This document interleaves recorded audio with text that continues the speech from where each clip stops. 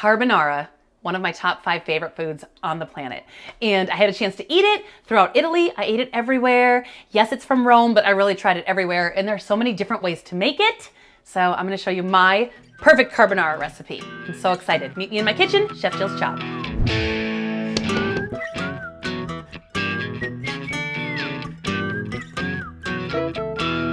Carbonara. The dish I tell everyone to learn, because first of all, you usually have most of the stuff in your house already. Second of all, it's so hot to make this for a date. I'm throwing this out there. This is date food. This is perfect date food. So I'm going to show you what to do. Disclaimer, I am not Italian. Clearly, I am everything pale. I'm everything Norwegian, Swedish, Irish, German, everything that has no pigment to their skin. That's me. But I love Italian food. I have traveled Italy, I have eaten everywhere, and carbonara is probably my favorite pasta sauce. And it's so easy, and we make it at least once every 2 weeks, if not more. So the first thing I'm gonna do, I've got a saute pan here, getting hot. I'm adding in pancetta. Don't come for me. Italian people who I love, don't come for me and be like, you're supposed to use guanciale. Like, I am in Green Bay, Wisconsin. Do you think guanciale is at the local Piggly Wiggly? It ain't. So we are going to use this. Steven, my darling Steven back there, doesn't know what guanciale is. It's a pork jowl. It's pork jowl. It's not the easiest thing to find. Now, I often will use bacon. What? Yes, you can use bacon if you want to. In Wisconsin, this is what we use, but I'm gonna use pancetta. Now the difference is pancetta and bacon are both pork belly. They're both cured, but then afterwards the bacon is smoked. So that's it. This is just an unsmoked cured pork belly. Bacon is smoked, so you can just switch them around. Now, if you have guanciale in your local market, good for you, use that. It's delicious. Not always the easiest thing to find. So I don't need you all coming for me in the comments. I recognize. I hear it. So now, you only need a couple of extra things. Eggs, we're gonna get some eggs. This is just a beautiful sauce of Parmesan and eggs and pork and pepper. It's just gorgeous. So, got a couple things here. Parmesan, first of all, I'm gonna show you, because you're also supposedly supposed to use pecorino. I'm telling you, I traveled through Italy. They didn't all use pecorino. Sometimes they did use Parmesan. So I'm not crazy. And I'm gonna use Parmesan today, but you can easily use pecorino if you want to. Before I get my eggs ready, what I want to do is I wanna grab a little bit of garlic. What, garlic? No, calm down. I know it's not like the purest of recipes, but I don't mince garlic into it or anything. All I do is, by the way, if you have a whole head of garlic like this, what I want you to do is take that pointy part, face it down, put the heel of your hand on it, and just kind of rock it a little bit, and it'll loosen it up. You can take some of that paper off of it to help with that. And then push down hard. Come on. And then they all pop off. You can just pick your favorite one. And I always have like a little bowl back here of random garlic cloves. I'm gonna pick that big one right there. The rest can go in here while that pancetta is getting brown. If that little green stem is in the middle of your garlic, don't stress about it. It's just a little bitter, but it's not a big deal. So you can pull it out if you want to. You don't have to. All right, so my one garlic clove, all I'm gonna do is give it a little smash, just to crush it up a little bit. Get the skin off. That's huge. I'm gonna add it right in. I just want it to like perfume the oil in here that's rendering off. That's it, and then we'll take it out. So don't even worry about it if it's in one big piece. It's just gonna help perfume everything. Okay, so now let's make our sauce. This is the stuff I always have at my house, okay? Eggs, Parmesan, some sort of bacony pork product. That's all you really need. So first of all, for my carbonara sauce, how I like it, got some fresh eggs here. I'm gonna go ahead and do 1 whole egg and then 3 egg yolks. So let me separate some eggs here. All right, so I'm just gonna go ahead and do a little separation trick here. Easy peasy. Now, if you can get your eggs to room temperature, ooh, you come back here, you little booger. Don't worry, I'm just gonna scoop it out. This is cooking in real life, people. There you go, look it, I got most of the egg yolk in. It's fine. Anyway, if you can get eggs room temperature, that will meld into the sauce a little bit better, or at least just let them sit out for a little while. If you can't, don't stress about it. But I just found that it does kind of melt into the sauce a little bit easier. All right, that's trash, move that away. Okay, so now I've got 1 egg and 1 whole egg and 3 egg yolks in here. Give a little stir here. Get that garlic all up in there. Yum. Now, the Parmesan. If you want to, I'm just gonna move all my stuff to the side. If you want to get Parmesan that's already been grated, that's okay. Not preferred, and I'll tell you why. Whenever you get bags of Parmesan cheese or any kind of cheese, shredded cheese, it's got a white substance on them, and it keeps the cheese from sticking together, but it also keeps cheese from properly melting, like if you want a really smooth like mac and cheese sauce or anything like that. So I prefer to grate fresh, but like I said, you don't have to. What you can't do is use the Parmesan in the green can. You gotta get real Parmesan, okay? And you don't want it necessarily grated. You want it, or not shredded, you want it grated. As small as possible so it melts really fast. So I had a chance to take a little fresh Parmesan here. Look at that, beautiful.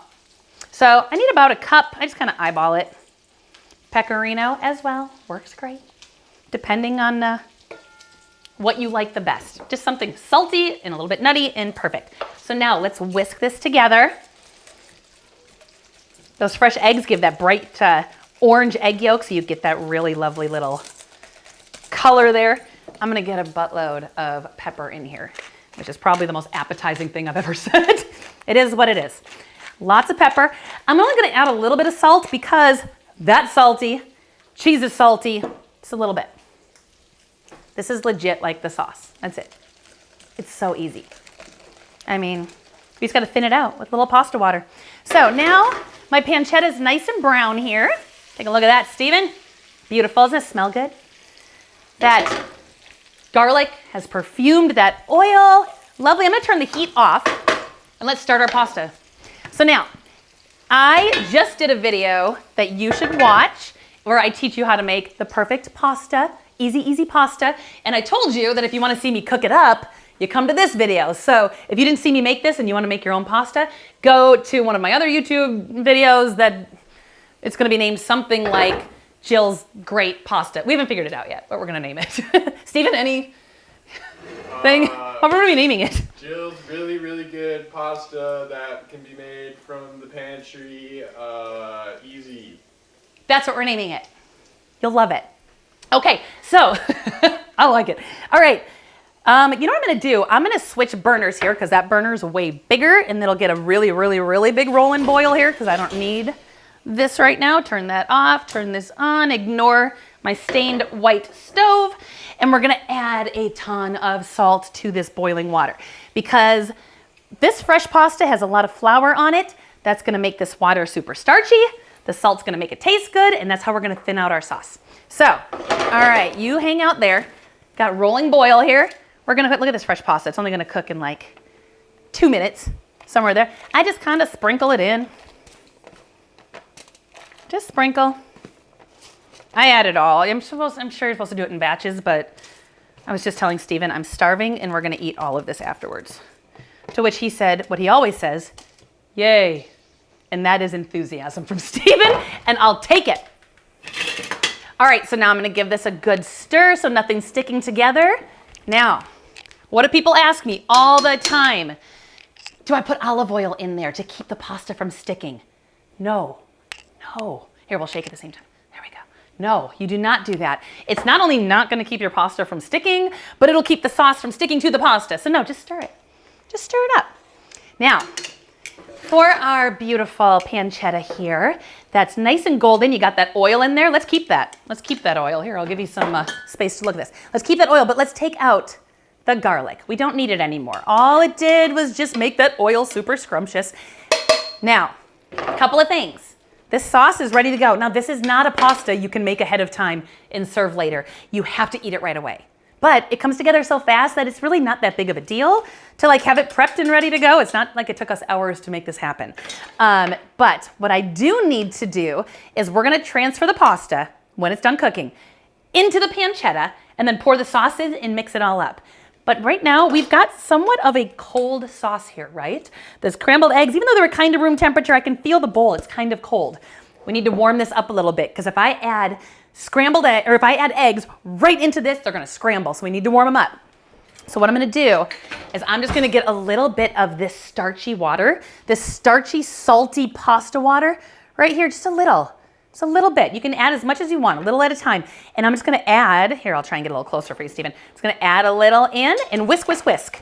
We're gonna thin the sauce out. The cheese will start melting a little bit, but more importantly, we're warming some eggs up. So that way we do not end up with scrambled eggs, because I'm gonna tell you, I've done it many times back in the day. Oh, you're so excited about carbonara and you end up with one big scrambled egg mix. It is like heartbreaking. We've been through enough in this pandemic. Let's avoid this one. All right, I'm gonna add just a teeny bit more, not much, just a little bit more. All right, look at that, that's coming. So now that salty, starchy water, thinning this out a little bit. Okay, where are we at? We gotta keep watching this because this is fresh pasta. It's gonna cook quick. If you're just using a regular linguine, spaghetti, anything like that, obviously just cook it to whatever the box says. Now listen, a lot of times I'll tell you to cook it less than the box says and finish it in the sauce. This is not one of those recipes. You do not finish this pasta in the sauce. You toss it and you eat it. You toss it and you eat it. Speaking of, that's gonna take 10 more seconds. I'm gonna get a plate. Again, I'm sure you know this. I have seen so many comments from so many different recipe bloggers. Do not come for me if you do not feel that this is Italian enough, or I skipped a step, or I did something different. I'm in Green Bay, Wisconsin. I'm Norwegian, but this is pretty authentic because like I said, I've eaten a lot of Italian food. I've eaten my way through Italy. I feel like this is pretty stinking close. So, all right, I've got my warm pancetta and I kept that oil in there. I want that fat in there. Not everybody does. You want to drain it off, you can, but I just think it adds even more lusciousness to this pasta. So, all right, let's take a look here, see how we feel about this. Depends on how thin you rolled yours out. I rolled mine out at a 6. And it's salty, which is great. That water did a great job. So now here's what we're gonna do. We're gonna pull it, because I'm not draining it. What if I need more of that pasta water? Put it right in the pancetta. I'll turn it off though. But I never drain my pasta unless I have like a serious amount of pasta water on the side, because that stuff is gold. It is gold. Okay, so now, toss in the fat, toss in the pancetta, get it kind of worked into that fat a little bit, and now you pour this in and you stir like a mother. You stir like nothing else. You gotta get those eggs warmed up so they don't scramble. So it's going in, go, go, go, go, go, go, go, go, go, and you toss. This is why you can't make it ahead of time, because you're gonna serve this right away. Now we added some black pepper into it, but I can already see just by my eyes, it's not enough. It's not enough black pepper. Let that cheese melt in there. I don't want any of this egg to go to waste. Look at how creamy that is. Now, if you are adding heavy cream cheese, things like that to your carbonara, you can come for me if I were to do that. Don't do that. It doesn't need it. Look how rich and gorgeous that is. So I can already tell no eggs have scrambled. They have tempered in beautifully. Let's get, where's my pepper grinder? A lot more pepper, and then we're gonna taste it. What does it need? Does it need more cheese? Does it need more pepper? Does it need more salt? Like, that is the most important thing, is taste, taste, taste as you go. MITG, make it taste good. So I'm gonna give it one more toss. We're gonna try it. Steven, say yay if you're excited. Yay. Oh, that was bolder than I'm used to. Okay, so let me give this a whirl. I'm a big pasta spoon person. I like pasta spoons. I'm bougie that way. All right. Oh, and I'm just gonna spray it all over my kitchen. That's why I had kids. They'll clean that up later. Dude, that was like the perfect bite. Let me get a little pancetta in there, because you wanna try it with a little pancetta to see if it needs more salt. That's gonna add the salt flavor. It's so good. It's so good. I can even feel that garlic flavor without being like hit over the edge with garlic. I'm gonna go ahead, do a little more pepper. And then because we're in Wisconsin and that's what we do, we add more cheese. You don't have to, but I'm just, look at that. Just make it rain over the top. It's like the strip club of pastas. Just make it rain. I don't know. Here we go. All right, I'm gonna plate this up on my now dirty plate. All right, try and get it from the bottom, because that's where all that creaminess is. Look at that. I mean, I'm not mad about that. Now sometimes, right, that pancetta can kind of fall to the bottom. Just hit it right over the top. Hit it right over the top with a little more pasta, because like I said, I'm starving. Now, I've seen a lot of people add peas, like yummy peas to this if you want to. Do it if you want to. I'm gonna be a little more of a purist. Do I have anything left in here? Boom. It's so good. It's so good. And tell me you don't have eggs, Parmesan, and bacon in your house at all times. If you don't, you should, because 10-minute dinner comes together so fast. Now, make this, comment on it, like it, tell me what you think. Subscribe to my channel because I am all about taking simple things and making them delicious and easy for you to do at home, okay? Cooking's not hard, just gotta make it taste good. That's all you gotta do. Thank you for joining me at Chef Jyll's Chop, and I will see you next time. And then I'm gonna do 3 egg yolks as well, okay? So 2 eggs. Okay. I'm gonna start that one over. So Steven and I started eating it because you have to eat carbonara right away, and then I realized we never got his reaction. If you haven't met Steven yet, that's Steven. He's the man behind the woman. He does all the stuff I can't do. I'm just the razzle-dazzle. I can't eat pasta. You can't eat pasta. I pay him in food. All right, I want to see Steven's reaction because he's not like the most emotional guy. So like if I get a slight smile or a yay, I get very excited. Ready? Get her done. This is a big moment. Homemade linguine carbonara. It's good, right?